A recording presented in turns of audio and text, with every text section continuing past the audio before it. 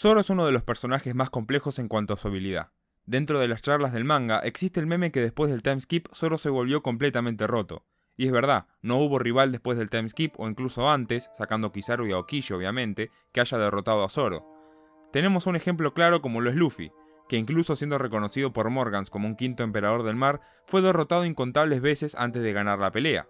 Pero bueno, ese sería otro caso ya que estamos hablando del protagonista y se usa como excusa para representar esas ganas de volverse a levantar una vez que se cae al suelo y perseverar. Pero Zoro no fue derrotado desde que perdió contra Mihawk, y no me vengan a decir de Kuma porque cierro todo.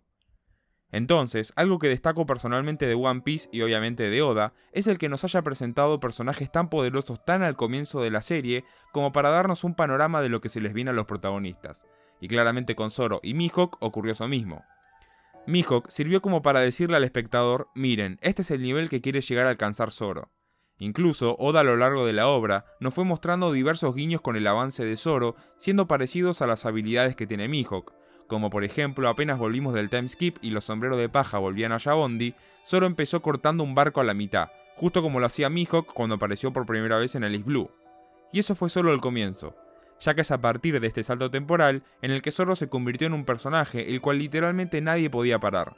Muchas personas consideran que esta decisión por parte de Oda fue muy arbitraria o que lo hizo porque sí, pero claramente tiene un significado. Y es que no solo hizo que Zoro sea un personaje que se saca la verga en cada pelea que tiene, sino que nos está demostrando también cuál es el nivel de poder de Mihawk. Y esto voy a tratar de vincularlo con el tema principal del video, el cual es qué tan lejos está Zoro en nivel de poder con respecto a Mihawk. En mi opinión personal, y creo que es algo bastante lógico también, está muy lejos del poder de Mihawk. Ni lejos, ni solo muy lejos, sino muy lejos.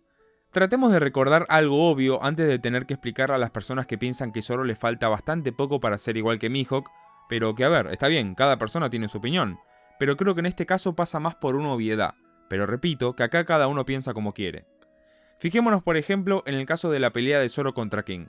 Un primer comandante de Emperador, el personaje dentro de una tripulación de Emperador del mar más cercano de poder a su capitán, y Zoro tuvo una pelea en la que casi llega a morirse, teniendo que sacar su 110% para ganar la King, mientras que Mihawk tenía enfrentamientos contra un emperador como lo es Shanks los fines de semana por diversión.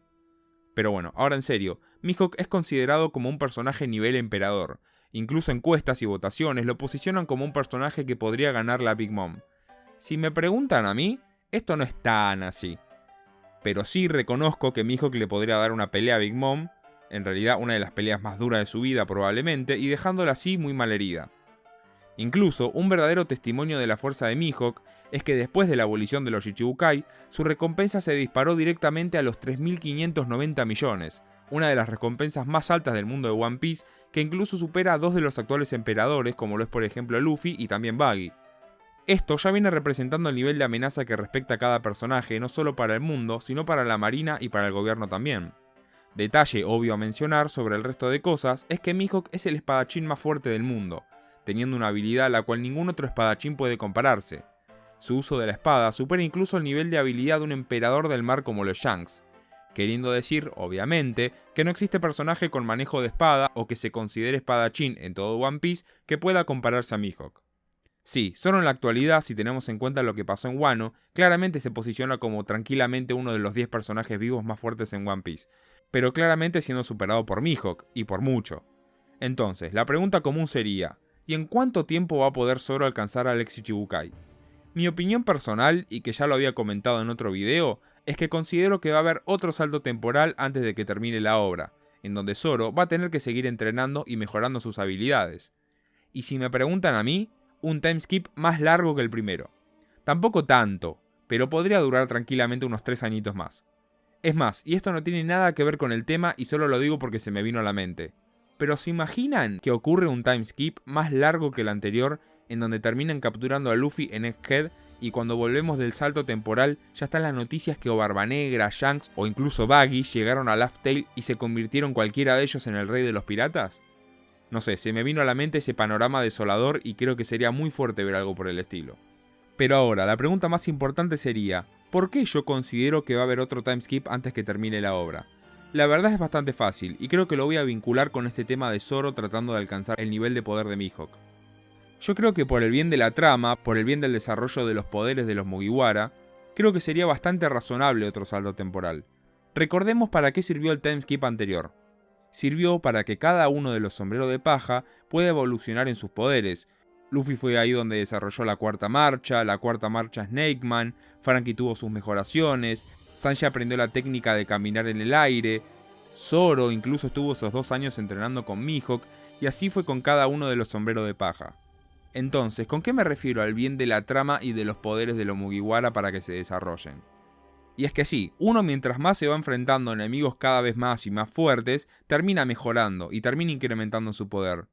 Pero para ir poco a poco derrotando a peces más grandes, uno tiene que aprender nuevas técnicas, tiene que aprender nuevas habilidades. Y hasta el momento no estamos viendo momentos en que los sombreros de paja entrenan o cosas por el estilo. Sí, está bien, nunca lo vimos. Y si lo vimos bastante poco. Pero si Zoro quiere llegar a alcanzar el nivel de Mihawk, necesita su tiempo prudencial para entrenar, para desarrollarse como espadachín, con tal de convertirse en el espadachín más fuerte del mundo y poder alcanzar a Mihawk. Entonces, si le soy sincero y me pongo la mano en el corazón, no me gustaría nada que la historia siga así como así, y los sombreros de paja vayan enfrentando enemigo tras enemigo y nunca se tomen un tiempo para mostrarnos algún tipo de entrenamiento, porque es acá donde yo pongo mi teoría sobre el timeskip. Y es que creo que es necesario un tiempo incluso más largo que los 2 años para que los sombreros de paja se puedan desarrollar.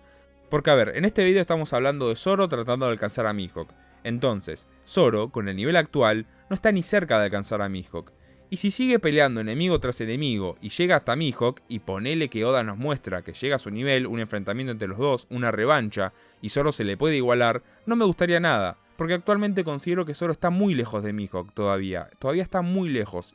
Y eso es lo que creo yo, esa es mi opinión, el resto puede opinar como quiera. Yo, personalmente, sigo creyendo que Zoro está bastante lejos. Entonces, yo creo que Zoro necesita un tiempo en el que se dedique a entrenar sus habilidades, nuevas técnicas, con tal de alcanzar a Mihawk. En conclusión, Zoro es uno de los espadachines más fuertes del mundo y también uno de los personajes más fuertes pero en general. Pero sigue estando muy alejado de poder tener el título del espadachín más fuerte del mundo.